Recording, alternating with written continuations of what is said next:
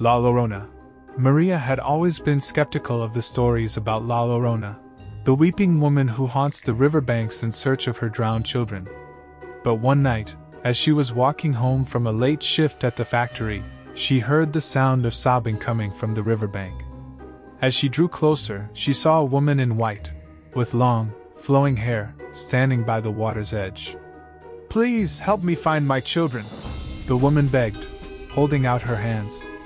Maria, feeling sorry for the stranger, offered to help search for the children. But as they walked along the river, the woman's sobbing grew louder and more desperate, and Maria began to feel uneasy. Suddenly, the woman grabbed her arm and whispered, "You are my children now!"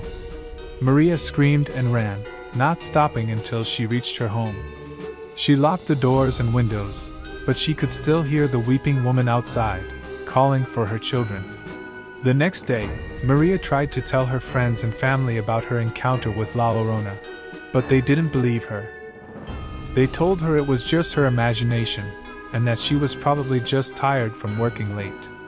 But Maria knew what she had seen, and she couldn't shake the feeling that La Llorona was still out there, waiting for her. She never went near the river at night again, for fear of encountering La Llorona and becoming one of her lost children. The Chupacabra, Juan, had always lived in the countryside, tending to his goats, and living a simple life. But one night, as he was checking on his goats, he heard a strange noise coming from the pen. As he approached, he saw a large, reptilian creature with glowing red eyes standing over one of his goats. It was the Chupacabra, and it was about to attack. Juan grabbed his shovel and swung it at the creature, but it was too fast and escaped into the darkness. The next morning, Juan found that all of his goats had been drained of blood, with puncture marks on their necks. He knew that the Chupacabra was still out there, waiting to strike again. Determined to protect his livestock, Juan set up traps and spent every night watching over his goats. But no matter what he did, the Chupacabra kept coming back, attacking his goats and leaving them mutilated.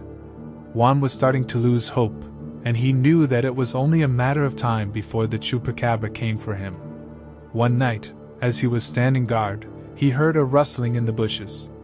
He turned, expecting to see the Chupacabra, but instead he saw a group of men wearing strange masks and carrying torches. They told him that they had been tracking the Chupacabra for years, and that they had finally found it in his village.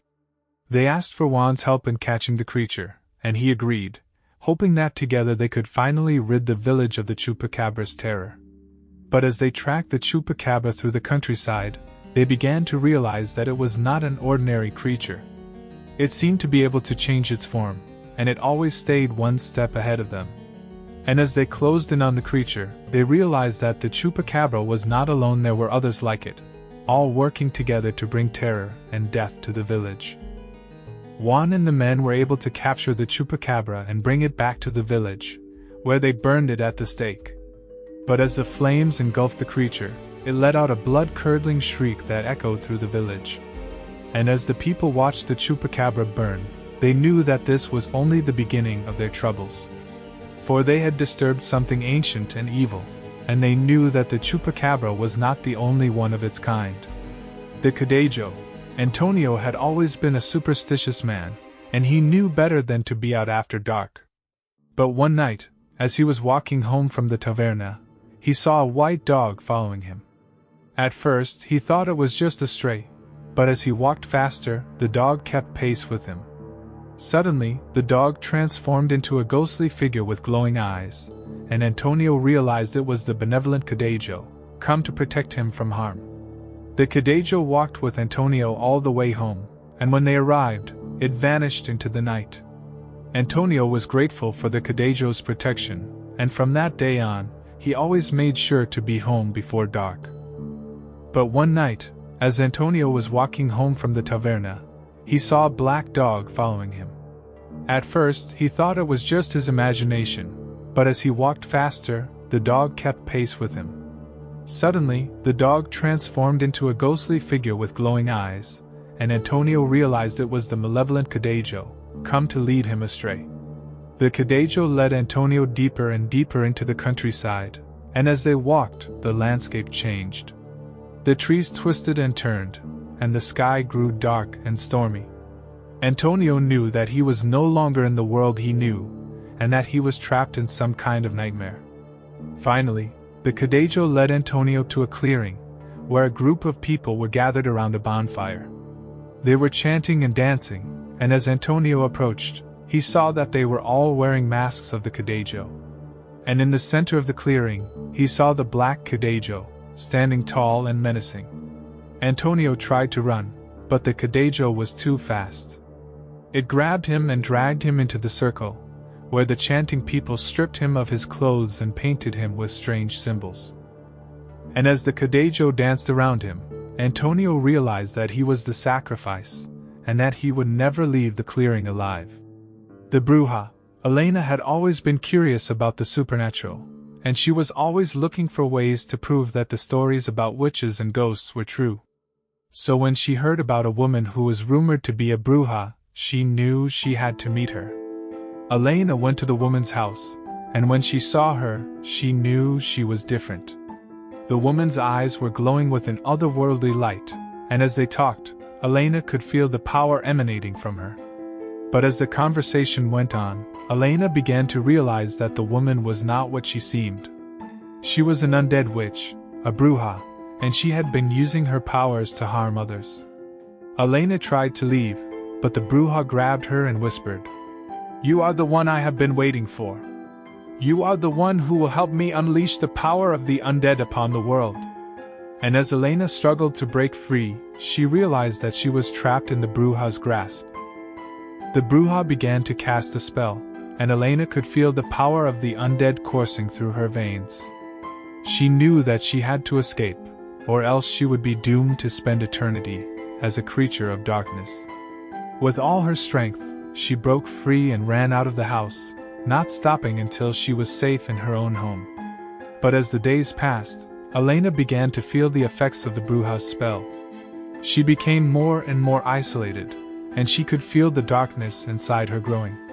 She knew that she had to find a way to reverse the spell, or else she would become a Bruja herself. She went to a local healer, who told her that the only way to break the spell was to confront the Bruja and face her power head-on. Elena knew it would be dangerous, but she also knew that it was the only way to save herself. So she returned to the Bruja's house, armed with a holy relic and the knowledge of the counterspell.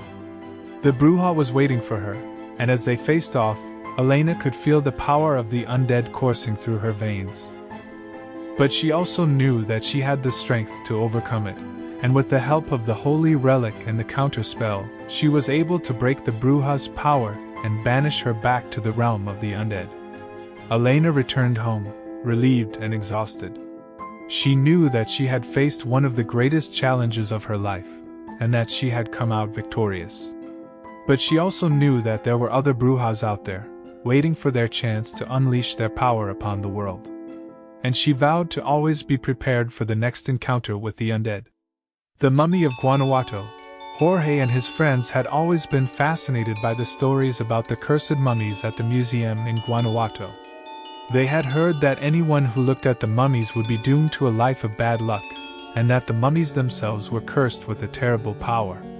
But Jorge and his friends didn't believe in such superstitions, and they decided to visit the museum and take a look at the mummies for themselves. As they walked through the exhibit, they couldn't help but feel uneasy. The mummies seemed to be watching them, their eyes following their every move. Suddenly, one of the mummies twitched, and Jorge's friend screamed and ran out of the room. Jorge followed, and as they left the museum, they could feel the mummy's eyes following them. But as they walked home, they began to feel a strange sense of dread. It seemed like everywhere they went, they were being watched by the mummies. And as the days passed, their lives began to fall apart. They lost their jobs, their friends, and their homes, and they knew that it was the mummies' doing. They went back to the museum, determined to break the curse and restore their lives. They knew that they had to confront the mummies and break their power, and they were willing to do whatever it took. But as they approached the exhibit, they saw that the mummies were no longer there. In their place, there was a group of people wearing masks and chanting a strange incantation. Jorge and his friends knew that they had stumbled upon something ancient and evil, and that the mummies were only the beginning. They ran out of the museum, not stopping until they were safe in their homes. And as they locked the doors and windows, they knew that they had narrowly escaped a terrible fate. But even though they had escaped the museum, they knew that the curse was still with them. They could feel the mummy's presence everywhere, and they knew that they were being watched. They tried to leave the city, hoping to escape the curse, but wherever they went, the mummies seemed to follow. Finally, they went to a local healer, who told them that the only way to break the curse was to find the source of the mummy's power and destroy it. She gave them a map and a set of instructions, and told them to be careful, for the path they were about to embark on was fraught with danger. Jorge and his friends followed the map, and as they journeyed through the countryside, they encountered all manner of strange and dangerous creatures. They battled giant spiders, escaped from haunted ruins, and braved the wrath of the undead. And finally, after many months of travel, they reached their destination, an ancient tomb deep in the jungle, where the mummy's power was said to be strongest. As they approached the tomb, they knew that they had found the source of the mummy's power. They could feel the ancient magic emanating from the tomb, and they knew that they had to be careful. They entered the tomb, and as they explored its dark and twisting corridors, they could feel the mummy's presence all around them. Finally, they reached the inner chamber, where they saw the source of the mummy's power, a golden coffin, surrounded by a field of energy. They knew that this was where the mummy's power was strongest, and that they had to destroy it. They gathered their strength and courage, and with a fierce determination, they broke the coffin and destroyed the source of the mummy's power. As the energy field dissipated, they could feel the curse lifted from their bodies. They knew that they had succeeded in breaking the mummy's power. They left the tomb, triumphant and relieved. They knew that they had faced one of the greatest challenges of their lives, and that they had come out victorious. But they also knew that there were other undead creatures out there, waiting for their chance to unleash their power upon the world. However, as they journeyed back to the city, they couldn't shake the feeling that something was following them. They heard strange noises in the night, and they caught glimpses of shadowy figures in the corners of their eyes. And as they finally approached the city, they saw that it was in ruins. The streets were empty and the buildings were burned to the ground. It was as if the city had been abandoned for centuries. They knew that they had to find out what had happened, and they set out to explore the city. As they walked through the ruins, they found evidence of a terrible battle. There were bodies everywhere, and the air was thick with the smell of death.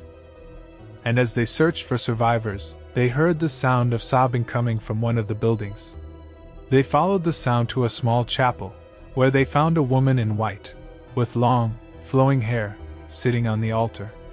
She was sobbing uncontrollably, and as they approached her, they realized that it was La Llorona. They knew that she was responsible for the destruction of the city, and that she had been driven mad by her grief.